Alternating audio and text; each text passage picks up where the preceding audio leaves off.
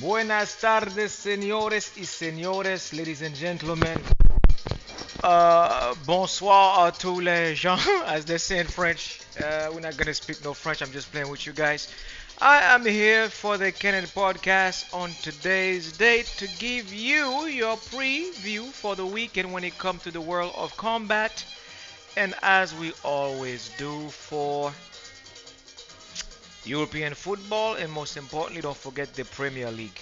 But before I jump into that, like I told you last weekend, I would like to start with the fights first. And before I do, I would like to recap the events that happened last weekend when it comes to the UFC 227.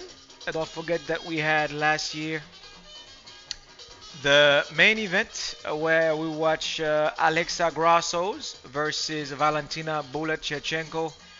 And I think that this was the ladies' match of the year so far in 2023, and I was well entertained. And I would like to give my respect to both of these two ladies for putting on a show last weekend, and we had fun, and that's all I can say. And I think that these two fighters should fight again. The fight ultimately went to a draw, and Valentina took the fight serious because she wanted to get her belts back, and from round 1, round 2, round 3, round 4, she was the one doing the necessities that was asked of Alexa Grasso by me, because I wanted her to practice her wrestling, and she wanted to go toe to toe with Valentina, and when it comes to the striking game. Therefore, that Valentina took advantage, taking her to the ground and executing my plan, which I had for Alexa Grasso. And I would like to see a rematch. So we had no winners. It was a draw. The champions, as you know, retain her belt, as she should, because in the game, that's how it goes if there is a draw. And in the co-main event, we had Jack Dilla, who won by split decision in round 3, versus Kevin Holland, and one of the most boring fights I've ever seen this year, because the two fighters refused to engage. I watched 3 rounds of sparring sessions where neither fighters wanted to throw punches or kicks. They were just like tapping their gloves, and that's disrespectful to combat fans, because I could not even grade this fight. And to be honest with you, I was entertained by the fight that came before that. Raul Rosas Jr., this 18-year-old kid from Mexico, saved the night when it comes to the men's division. by having a 54 seconds technical express knockout. That was more entertaining. I was entertained in 54 seconds watching that fight than watching Jack Dilla versus Kevin Holland. So that was all that happened last weekend. When it comes to the men's division in UFC, the ladies stole the show on Mexico's Independence weekend last week, and they did me proud. Congratulations, ladies. Now, for the combat fans, don't forget that we have 228 tomorrow at 10:30 p.m. We have my fighter, my fellow multi practitioner, Fizzy, record 12 and 2, is gonna face the Polish fighter Gamrot, 22 and 2. The 30-year-old Tiger Muay Thai specialist will be aiming for his ninth TKO or his ninth knockout in the UFC. His last fight, he lost against Justin Gaethje in a decision. Now, again, folks, like I tell you guys, Las Vegas judges are insane. I don't know how these guys like see the fights. When I'm watching a fight in the octagon, I'm looking for cage control, aggression. I'm looking for the whole 9 yards. And Las Vegas stole.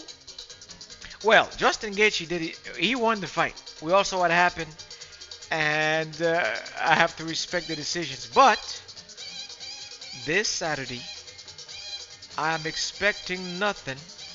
When I say nothing, I mean nothing but a win from Fiziev. This fight, folks, will not go to the full distance. It will be 5 rounds for the main event. I'm expecting Fiziev to knock out or technically knock out Gamrot. So do not go for full distance. If you're going to place your money, put your money on Fiziev. Just put Khabib little cousin and Muay Thai. And so Fiziev, you will win this fight. I expect you to win this fight. And you will go 13 and 2. And that is what I have to report for this main event. And the co-main event, one of my favorite fighters in the UFC, Bryce the Chicken Man Mitchell. The reason we call him that is he's a farmer. And because he's from the countryside, people are always laughing at him for being a country boy. But guess what? This country guy can fight. And he will be fighting Dan Ige. Very dangerous knockout specialist. He go by the nickname of the 50K. That means 50,000. And he should be the favorite for this fight. But I'm expecting Bryce Mitchell to be very difficult to put away for in 3 rounds. So folks, be smart. I want you to be smart. I want you to be very smart. Be very careful how you place this bet. But if you ask me for my opinion, which is not needed, but will be provided to you whether you like it or not, I would like you guys to choose Dan Ige. It's going to be basically a 50-50 toss up between the two fighters. But Dan Ige, because of his raw knockout power in both fists, the ex-Navy SEAL, his father was an ex-Navy SEAL, and this kid is Navy SEAL. He's the full package when it comes to chaos. Knockout power in both fists, left, right, he got it all. So if Bryce Mitchell get caught in the second round, first round there will not be a knockout or a technical knockout. So if there's going to be a finisher, it's going to be in round 2, round 3. So please go with Dan Ige to be safe. But if you want to go for the underdog, the one I'm hoping for personally, I would like to see Bryce Mitchell win this fight. Because why? I'm sick and tired of country people being laughed at. I would like one of the South fighters to actually pull one off here. So you guys keep calling this guy the Chicken Man. Be careful what you ask for. And if you guys watch the cartoon The Family Guy, you guys have seen the chicken go to work on Peter, right? Okay, all right, be careful. So Bryce Mitchell, I'm pulling for you, even though that everything favors Dan Ige. If you want to place bet, you want to make money, go with Ige. But if you want to be entertained, I would like to go with Bryce Mitchell because I would like this kid to have his chance to finally put himself in a position to go for the belts and the UFC. I've had enough of the laughters and the banters on country people. Please, guys. So, Bryce Mitchell, don't embarrass me tomorrow night, okay? Now, when it comes to boxing, I already give you guys the preview for the 2 p.m. fight in the UK at the Oval Arena in Wembley. From China, we have Zhang versus Joyce. If Joyce loses this fight, he will retire from boxing as he promised us. I have seen a lot of fighters say they're going to retire if they lose and then they come back to fight. But this time, this is their second fight, folks. This is a rematch. And if you want to put your money on the safe bet, go with the Big Bang Theory from China, from Beijing. I'm expecting him because he's a country, he's from the mountain, he's not a city guy. I'm expecting this guy to knock out Joyce again, making it 2-0. He will win this fight, and that's it. Enjoy Joyce. I know you guys like him in England, but this is not about picking favoritism here. This is about the reality of things. You're facing a mammoth of a fighter, a giant, if you will. Damn near 8 foot, this dude. And he got knockout power in both fists. Now, to protect your money, not mine, yours. Again, my job is to present this to you. If you care for your own wallet, take my advice and go with Zhang. Now, if you want to go with what they put before you and the lines, go with Joyce. Up to you. You want to protect your wallet, or don't worry about what I present to you. Just go with the advice I'm giving you here. Put the money on Mr. Zhang and collect your money. Point ball. Now, moving on to what we come here to discuss on the Canon SpodCast today, which is football. That includes the Premier League, Ligue 1, the Bundesliga, La Liga, and El Clásico. I will not keep you long here today. Ligue 1. This is a game that they will not bring for you guys on the big screen when it comes to placing bets, but I'm picking this game for you guys to cash in. We have LENS Lens, who will play at 9 a.m. against Toulouse this Sunday. Now, looking at the resume of Lens versus Toulouse, Lens beat him in October 28th in 2022, 3-0. March 14th, 2015, 1-0. It was Lens. But folks, do not buy the lines they're putting before you. I would like you guys to go with Toulouse, who's placed 13th, 6 points, 5 points above Lens. Lens is dead last and stuck in 18th place with only 1 point collected this year, even though we've already played like 5 weeks. So go with Toulouse for the upset, and they may even win this game. So again, Toulouse, Touluse, to beat Lens or to be the underdog, +1, +2. Like I said, folks, they will not mention this game, and I would like you to select this game in your parlay or put it on your list to cash in. And then the big game, which is tomorrow, I think, at 2:45 p.m. or on Sunday, rivalry game of the weekend in France, Paris Saint-Germain versus Olympique Marseille. I was blessed to watch Aubameyang on Thursday play in the Europa League, where Olympique Marseille came back from behind to tie the game 3-3 against Ajax in Amsterdam. Congratulations to Aubameyang. But unfortunately, it will not be enough to beat Paris Saint-Germain. One factor in this game is Papa Gouye. Now, when I say Papa Gouye, to all you Haitians, I see you guys laughing back there when I say Gouye. That's not what I meant. He's from Senegal, but he caught a red card the other day. Unfortunately, he's a key asset for Olympique Marseille. He will be suspended for the next 3 games, and he will not be available to face Paris Saint-Germain. Therefore, since they're visiting the capital, these two teams are the main rival in France. They do not like each other. They're direct rivals. I'm expecting Paris Saint-Germain to win this game 100%. The game is in Paris, is in their home turf. Scoreline you should look for in this game: 2-0, 2-1, 3-1 PSG. Again, 2-0, 2-1, 3-1 Paris Saint-Germain to win this game. Okay? So put the money on Paris Saint-Germain. Now, moving on swiftly to the Bundesliga. This Saturday we have Bayern Hollywood Munich at 9:30 a.m. versus VfL Bochum. Folks, this will be a guaranteed victory again for Bayern Munich. Harry Kane will strike after avenging the loss that Bayern Munich suffered at the end of Manchester United back in 1999 for their trebles. 4-3 victory. Congratulations to Bayern Munich. Harry Kane got his vengeance for Tottenham. I was thrilled. For those of you who follow football, if you remember the 1995 Ajax team, Van der Sar, Gerrit Litmanen, Mark Overmars, Patrick Kluivert. Remember those days back in 1995?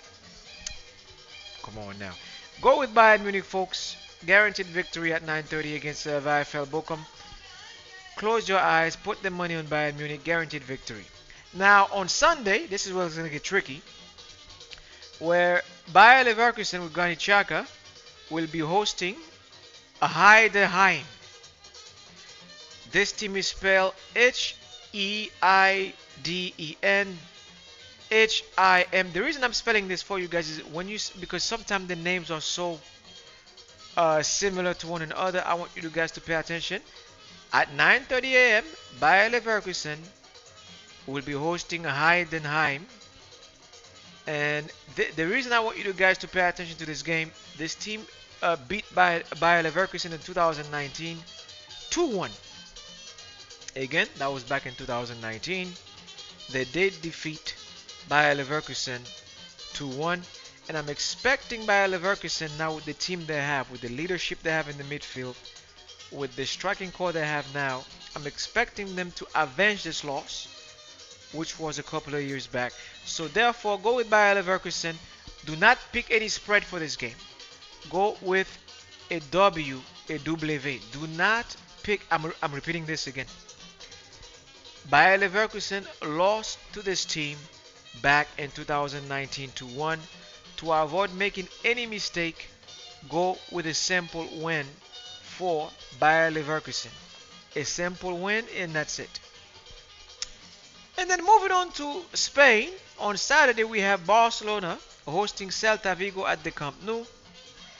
Guaranteed victory for Barcelona, siempre como es, as it is.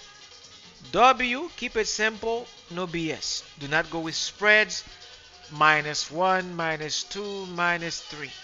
Go with a victory for Barcelona.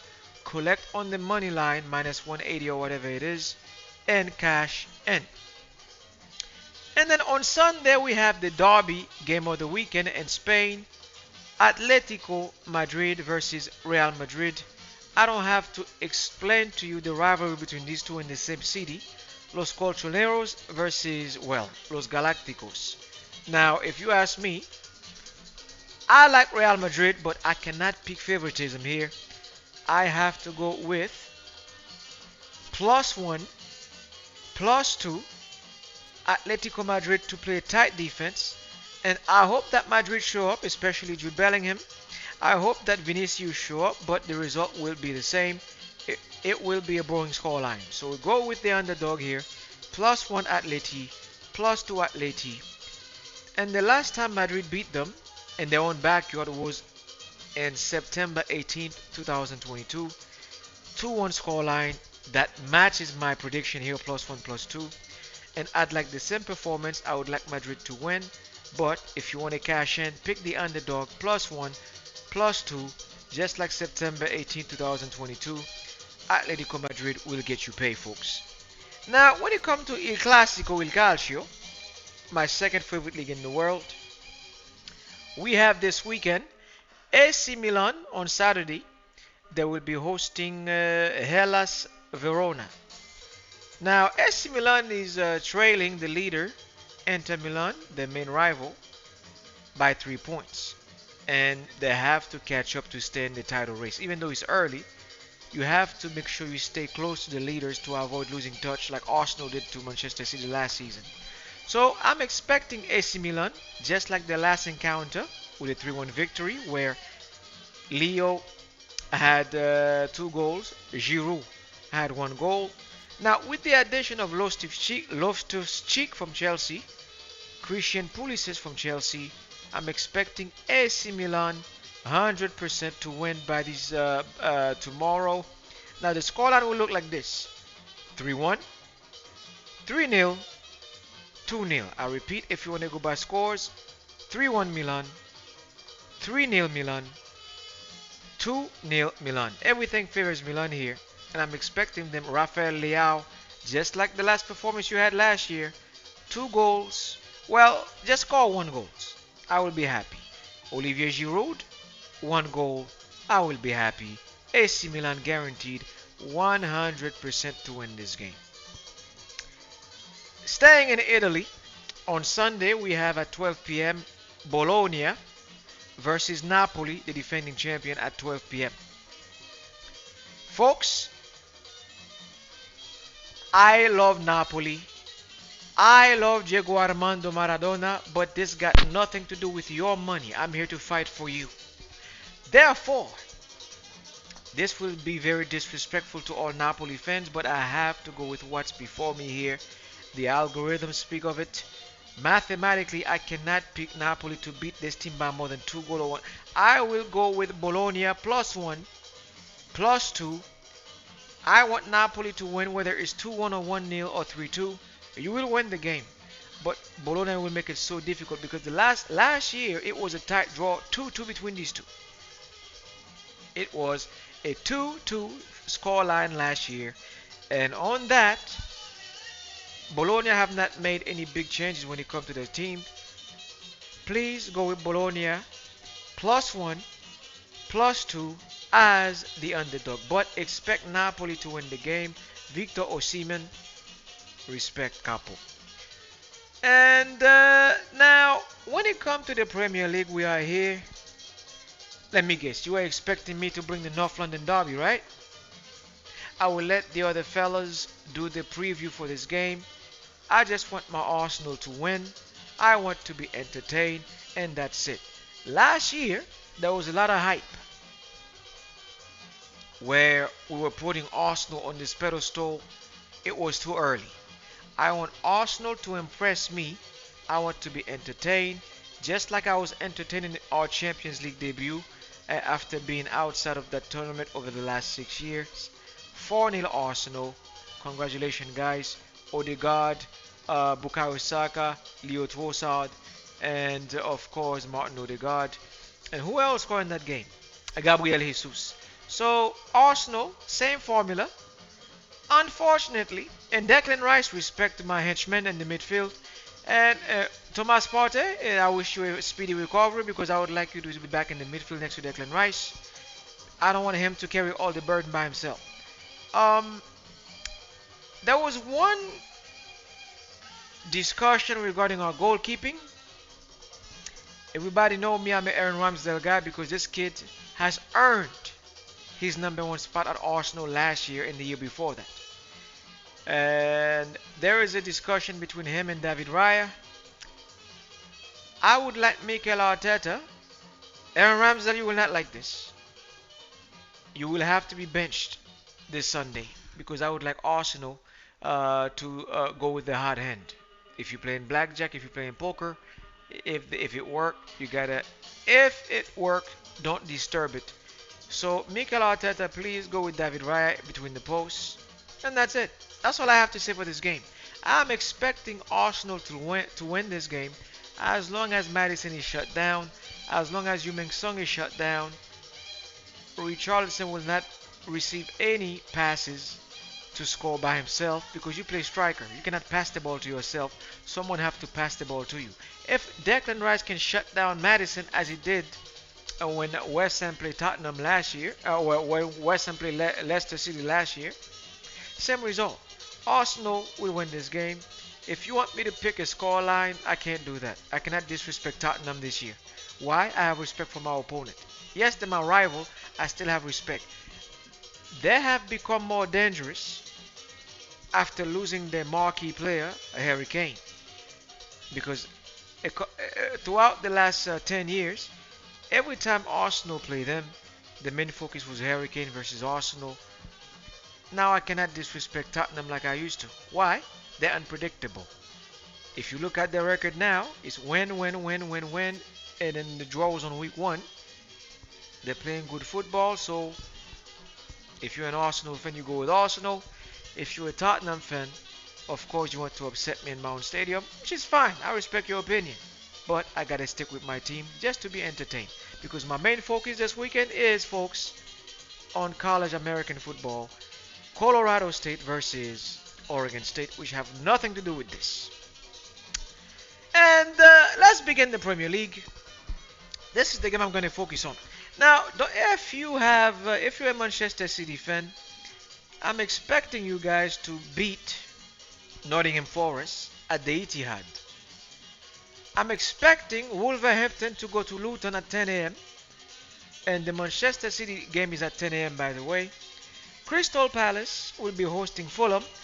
This game, I'm going to focus on it with the Manchester United game a lot. Crystal Palace is my favorite underdog here. +1, +2 at Selhurst Park.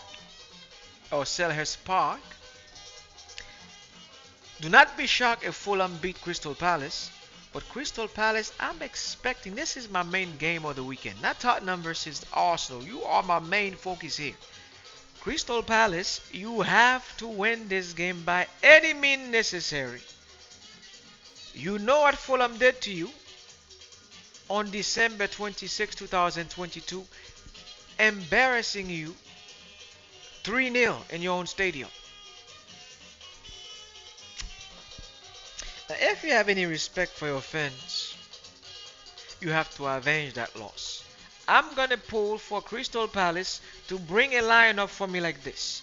Between the goalposts, John Stone, Ward, Anderson, Richards at the back with Michel, and the midfield, Jocore and then Hughes. And your attacking front four, I'm expecting the Frenchman Edouard, Schlupp, Eze, your best midfielder, and Andre Ayew on the right hand side. You guys have to avenge that loss from 2022. I'm expecting Crystal Palace to beat Fulham, even though you're the underdog here, +1, +2. I want you to pull the upset of the weekend here to beat Fulham. The world's against you. You guys have to show up and beat Fulham for me, please. And then, of course, Manchester United. You guys are. I'm not gonna roast Manchester United because I have respect for my fellow colleagues when it comes to presenting and football. I mean, people like Rents, people like KG, Flex. I don't know much about him because I don't know him that much. And of course, baby Rashi, who always come on the Rensoroni podcast. Out of respect, Manchester United, remember who you are. Now, earlier, I brought the Ajax team in 1995. United, when I was a kid, watching Ajax, the 1994-1995 Ajax, win the Champions League. Remember that goalkeeper, Edwin van der Sar from the Netherlands? You are supposed to bring this guy to Manchester in 1999, just like Juventus brought Gigi Buffon from Parma to the Delle Alpi back in 2000. You made the mistake and went to France and bought Fabien Barthez. You see, people think Manchester United is making mistake now. See, to know your enemy is to study your enemy, is to understand the underbelly of your enemy. When you come to Manchester United, I know you like the back of my hand. You see, I'm going to put my phone away. I'm going to put everything away to discuss your history here. Folks, in 1999, after Manchester United did the treble against Bayern Munich, Peter Schmeichel, one of your greatest goalkeeper, David Beckham, Ryan Giggs, after you guys defeated me in the FA Cup with that wild run on the left hand side. I remember. Silvinho was your victim, Ryan Giggs. I remember. I was a baby. I was not yet indoctrinated into the Arsenal faith, but I was watching and studying the game. You made a mistake and brought Fabien Barthez to disrespect Peter Schmeichel. The same way you brought Onana, what's my name? Oh yes. You brought Victor Onana after disrespecting David De Gea, who's been a long servant of Manchester United over the last 12 years, after he left Atletico Madrid to come to Old Trafford to become your number one goalie, to replace that Edwin van der Sar. You disrespect David De Gea. You have disrespected Jadon Sancho. You disrespected Mason Greenwood, and you paid the price against Bayern Munich on Wednesday night. I was watching the game.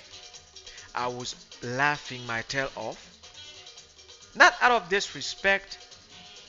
I was laughing myself off of the way you disrespected your own players. Now, this weekend you will play Burnley FC. Folks, Manchester United will be playing Burnley FC. If you lose this game,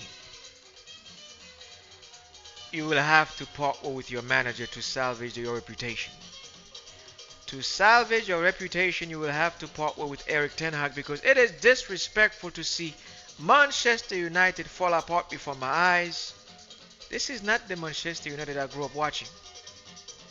You used to have character. Whatever happened to your character, Manchester United? You have to salvage this. This is your season here on the line. You will have to beat Burnley this weekend. I'm expecting nothing but a Manchester United victory here, by all means necessary. If you lose, please fire your manager, and that's it. Okay?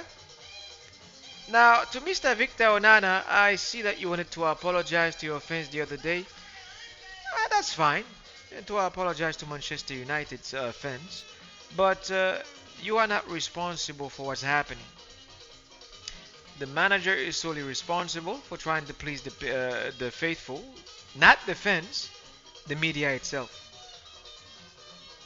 You are embarrassing the Premier League here right now, and I don't like the Premier League to be embarrassed. Therefore, United, s'il vous plaît, go to Burnley and collect the W by all means, please, to salvage your reputation. And on that note, folks, that's all I have for you for the weekend when we come to the Kennedy podcast. I promised you guys I was not going to keep you here long.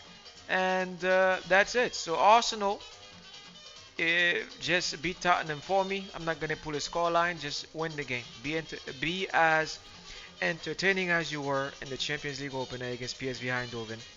And Kai Havertz, I have a message for you. We paid £65 million for you to play football. And so far, I have not seen any improvement. And the only player that impressed me this year at Arsenal is Vieira. Oh, Vieira. Oh, he come from Portugal. He played for Arsenal. So far, he's the only one balling here this year out of the bunch to impress me. Now, Mikel Arteta, there is a rumor that we're going to buy Ivan Toney. If we do buy Ivan Toney, I would like Kai Havertz to be part of this exchange.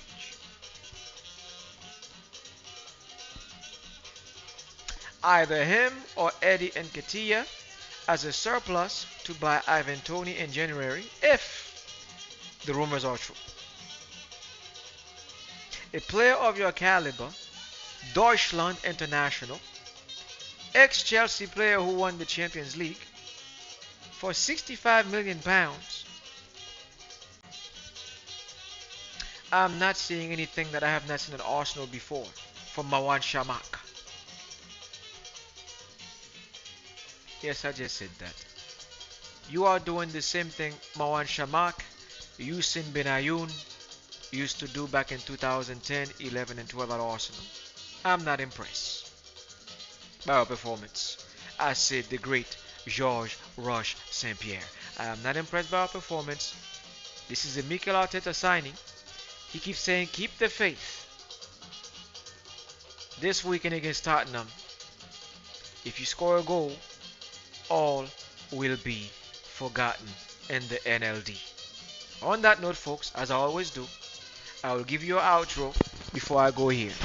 So please, Mikel Arteta, make sure you're signing score for me this weekend, if you can. If not, bench him for the rest of the season until January, and make him part of the trade for Ivan Toney. Thank you very much.